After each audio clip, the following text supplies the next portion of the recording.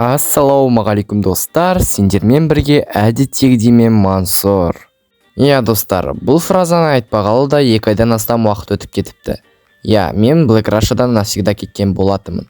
Хотя какой навсегда, мені өздері шығар жерді. Достар, бұл жайлы мен келесі видеода толықтай айтатын боламын. Ал бүгінгі видеода сендер превьюдан көргендердей, немесе видеоның тақырыбынан оққандарындай, біз аптечкадан өзіміздің сүйікті машинамыз Nissan Skyline'ға жету керекпіз. Ол қанша уақытқа дейін созылады маған бәрібір, біткенше мен осы рубриканы аяқтамайтын боламын. Ал олай болса, біз видеомызды бастайық. Достар, егер де шілде айының соңына шейін менің осы YouTube каналымда 1000 подписчикке жетер болсақ, онда мен 10 000 теңгелікке конкурс жасайтын боламын. Так что мені қолдау ретінде каналға тіркеліп, осы видеоға лайк басуды ұмытпа. Жеги, өздерің көріп отқандарындай, біз өзіміздің путімізді Челябинск серверінде бастайтын боламыз. Менің қалтамда ровно 200 рубль. Бұл значит, что менде новый аккаунт. Енді мен қазір достар, новый аккаунт болғандықтан тез квесттерді орындап тастайын, потом жолығатын боламыз. Жеги, мен квест орындау үстіндемін. Қарандар, мысалға мен сендерге бір осы путімізді правиланы үйретіп кетейін. Мен мысалға аяқта квест орындау үшін осы скинді алдым, алайда бұл скинді мен сразу инвентардан удалить тастау керекпін. Өйткені мен бұны ешқандай обменсіз алдым ғой. Так что өздерің түсінген боларсыңдар. Обменсіз келген затты мен сразу инвентардан удалить ететін боламын. Сендерге как всегда 1 секунд, ал маған примерно 1 сағаттай уақыт кеткен болатын. Мен бүкіл квесттерді орындадым. То есть какой бүкіл, мен сіздерге қазір көрсетемін. Осындай квесттерді ғана орындалдым, и соның арқасында мен 2-ші левелға жеткен болатымын.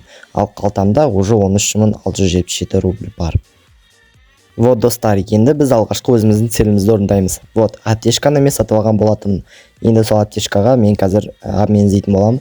Айтпақшы, мені көріп тұрсыздар ғой, мен бағана квест орындау үшін осындай очки алған болатымын, и оны қазір сразу удалить етіп тастадым. Енді қанша серияда екенін білмеймін, бірақ біз аптечкадан сонда әйтеуір дегенде Nissan Skyline шығару қажетпіз.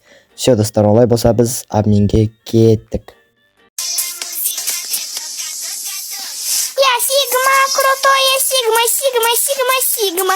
Я Сигма крутое, Сигма, Сигма, Сигма, Сигма. Я Сигма крутое, Сигма, Сигма, Сигма, Сигма. Я Сигма крутое, очень крутой, Сигма, Сигма.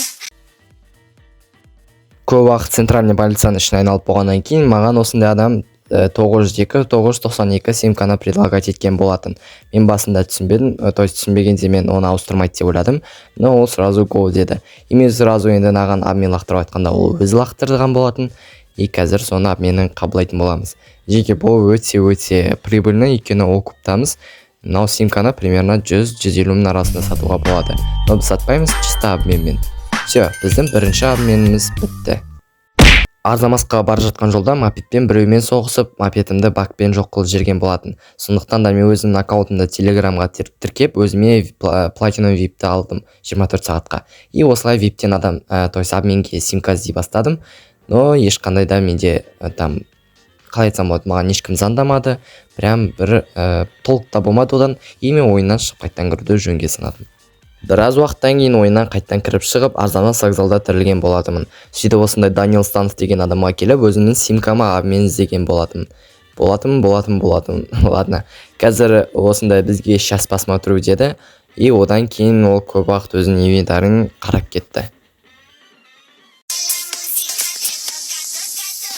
Я Сигма крутое, И ұзақ уақыттан кейін ол өзінің 773-321 деген симкасын предлагать етті, но ол маған вообще не прибыльно көрінді да, мен оған отказ бердім. И дальше адам іздеуге кеттім.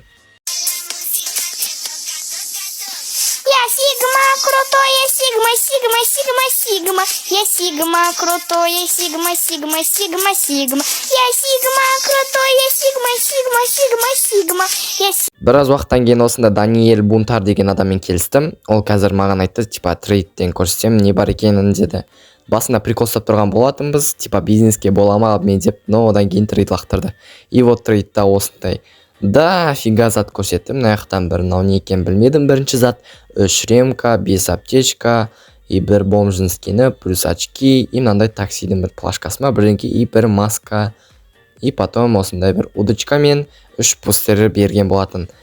Мен ойладым, что бұндай заттарға ауысу керек емес, кейін бұларды мен ештеңкеге ауыстыра алмай қаламын деп отказ бердім.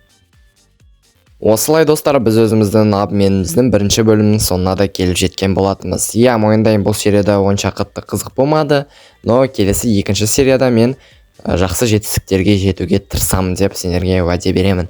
И достар, басында айтып өткенде, егер де осы шілде айының соңына шейін менің каналымда 1000 подписчикке жетер болсақ, онда мен осындай мега конкурс, яғни 10 000 теңгелікке конкурс жасайтын боламын.